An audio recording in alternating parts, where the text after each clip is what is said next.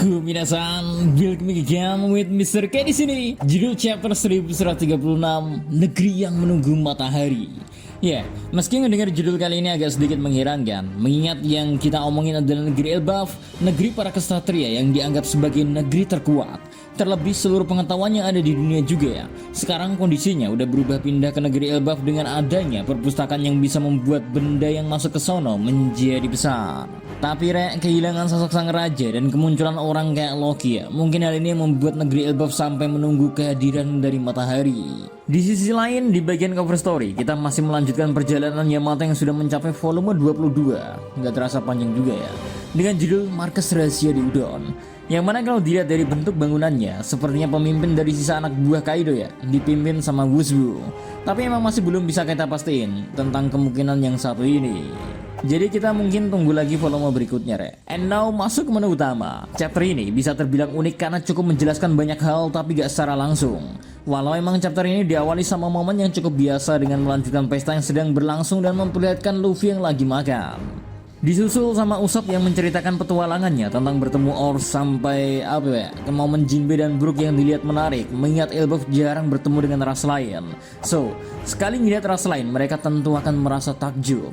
Bayangin aja gimana gak orang-orang pada kabur. Ternyata Elbaf yang dinilai sama orang lain tuh ya gak jauh dari Underworld atau tempat Loki berada. Makanya gak heran kan orang-orang udah kabur duluan karena jarang banget ada orang yang sampai bisa datang ke bagian desanya.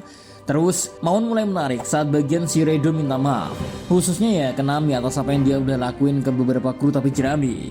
Tapi buat Zoro sih hal itu bukan masalah karena kalau aja dia gak ditahan Zoro dengan pede ya bilang kalau dia udah nebas kepala dari si Redo. But alih-alih merasa benar-benar bersalah, Redo mencoba sedikit membela diri dengan bilang kalau mereka semua yang lahir di Elbaf memiliki impian yang sama, yaitu menjadi Sun God. Yang mana berkat omongannya ini, kita akhirnya mengetahui kalau di tempat legenda ini turun aja, Sun God sendiri tuh masih diartikan sangat berbeda. Ada yang menganggapnya dewa kebebasan, ada yang bilang juga dia dewa kehancuran, atau ada juga yang menganggap Sun God sebagai dewa yang tertawa doang. Perbedaan pendapat ini dijelasin muncul gara-gara naskah yang diturunin tuh ditulis menggunakan bahasa kuno. So, mana gak semua orang ngerti dan nyebabin beragam interpretasi. Maka dari itu gak ada satupun yang benar-benar yakin siapa sebenarnya Sun God itu.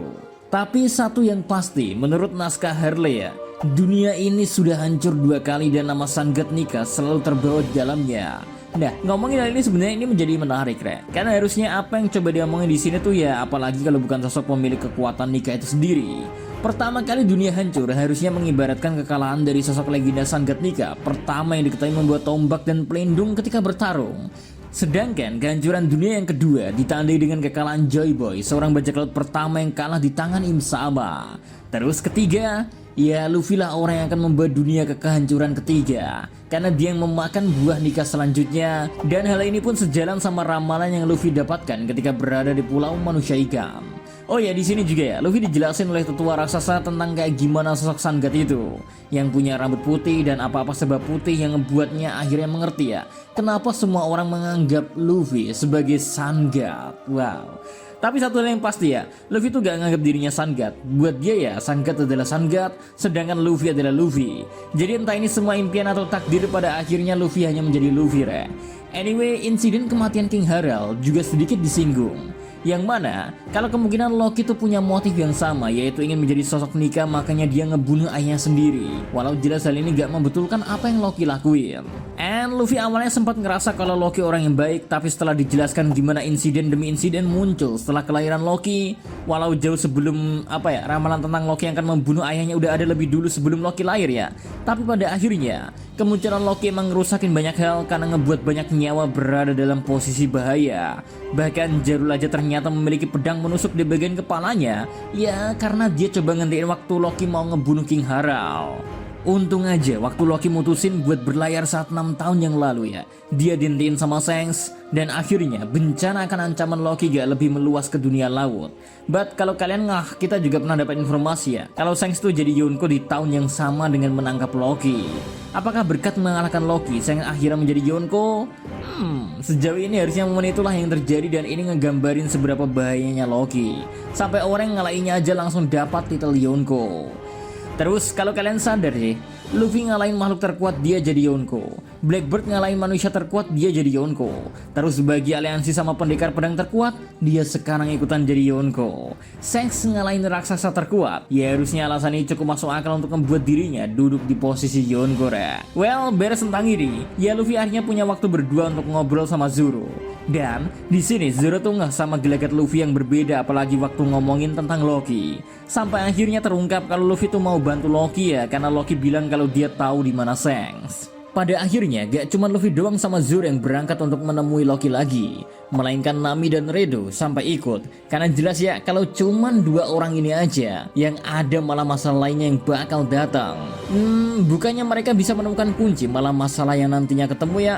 Walau emang alasan lain Nami, apalagi kalau bukan harta karun ya. Ya harta itu selalu jadi apa ya, biang keladinya Nami lah ya. Puncaknya ya chapter kali ini ditutup sama momen yang mengungkap salah satu sosok Cody Knight yang datang menyusup, yang mana orang itu bernama Gunko, seorang gadis ya.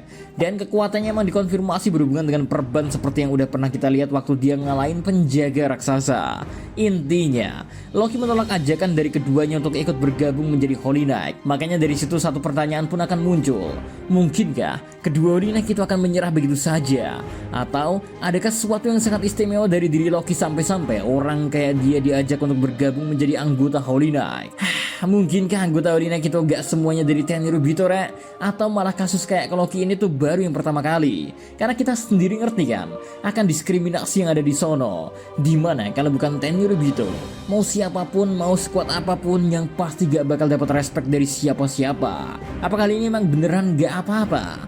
Atau malah ada maksud tersendiri untuk cuman ngebawa Loki ke tempat Im sama? Ya, kayaknya cukup segitu dulu terkait konten react kali ini ya. Dan kalau kalian ada saran atau gimana, silahkan cicit-cicit aja di kolom komentar, oke? So, see you next time. Adi Segar Melo, stay safe, one, salam, Animedia.